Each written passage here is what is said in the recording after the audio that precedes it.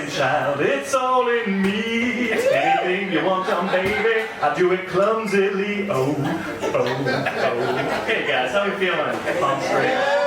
Great to be here. As Maggie said, yes, I identify as the oldest twink in Los Angeles and the youngest daddy in Palm Springs. It's this weird thing to kind of like be in the middle of aging, right? Like, I feel like I can still look young, but I kind of have seen some things, you know what I mean? I can tell the kids when I'm in LA, like, oh, you're shaking a shaker, right? Red Bull vodkas, I'm so old, I remember when they were $3. And a roofie, that was just a selfie you took on a roof.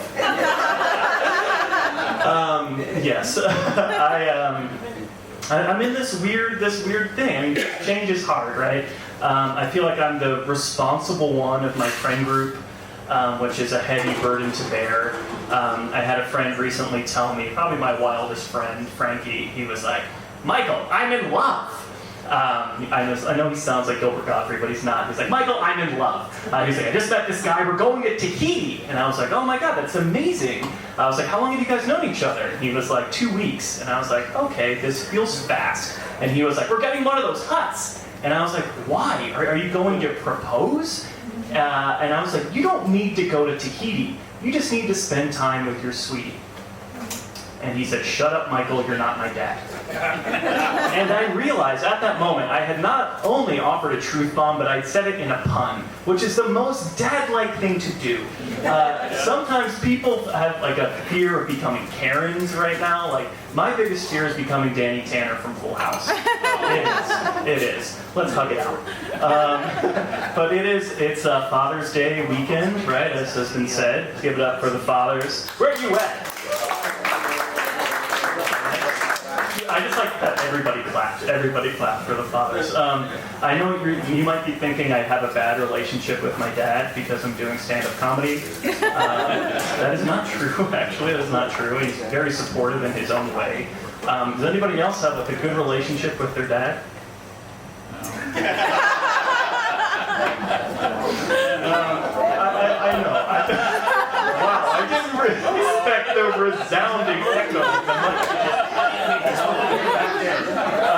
Wow.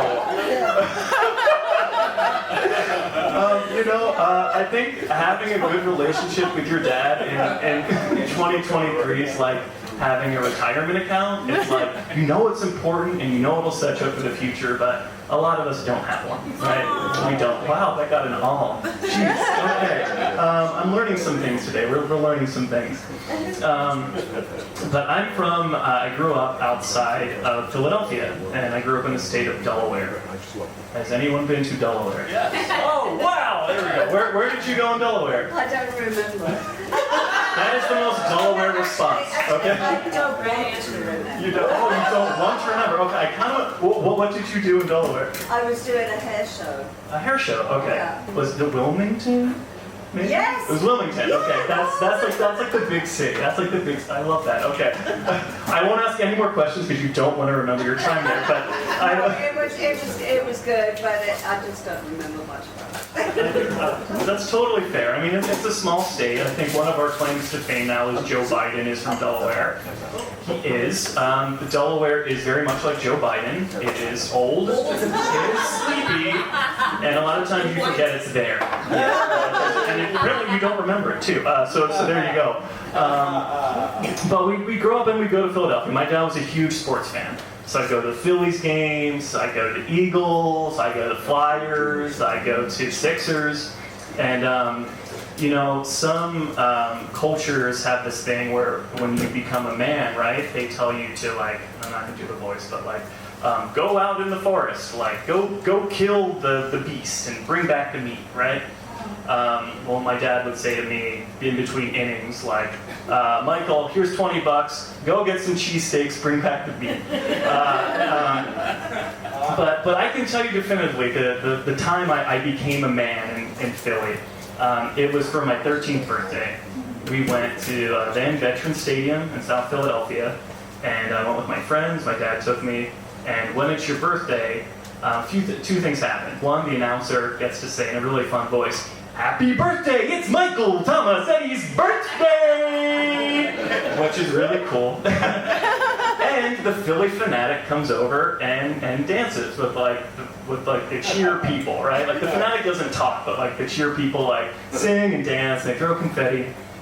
And a few rows down, these drunk guys like saw that confetti was being thrown, and they were eating some nachos, and they took the jalapenos from their nachos and said, "It's your birthday, happy birthday, kid," and they threw the nachos at me. And I realized at that moment, it was the time I became a man. It was my nacho bar mitzvah. Yes. Yes. My folks still live in Delaware, and coming out is hard. It's hard now with what's happening in Florida and in Tennessee. It was hard for me, even in Delaware, right? When I came out to my parents, I did a very gay thing. Did it in a very gay way. I did a musical. No, I'm kidding. I did. Can you imagine? I wrote them both letters. I wrote them both letters and sort of explained, dear mother and father, it's recently come to my attention I'm a homosexual. And my mom cried and said she wished that she would have known and she could have been there for me to help me through this time. And my dad, just very matter of fact, was like, people aren't going to like you, Michael. They're going to discriminate you. And if you don't want to go to the Phillies anymore, please let me know. Your cousin Joe would love to go. Priorities. He's a huge sports fan. But I'm giving my dad a hard time. We actually are like in one way. We are both very competitive about dumb stuff. I don't know if anyone else can relate to this, but I don't want to say dumb, because he loves sporting games and he gets really into it. I get very competitive about like game nights and games. I have destroyed friendships playing Monopoly. I have destroyed friendships playing charades. So I'm gonna offer to do a charade that ended a friendship right now, and you guys are all like, no, we don't want to do this. But I'm just gonna we're gonna see. This is a little test, okay? It was a place. You can just shout it out if you think you know it. Okay, place. Church. People. Mountain climbing. Mount Everest. Thank you. That's it. It was Mount Everest. Thank you. You guys get to be on the team. No one else got that. It was maybe like 5 minutes, and I was like, Mount Everest. I was hiking. I was scaling a mountain. Could you not see that? And they said, Mike, we never want to play charades with you again. So thank you guys so much. Thank you, Palm Springs. Thanks to Maggie. Thanks to Michelle. I feel like that. You guys are my comedy moms. So thank you so much. Yes.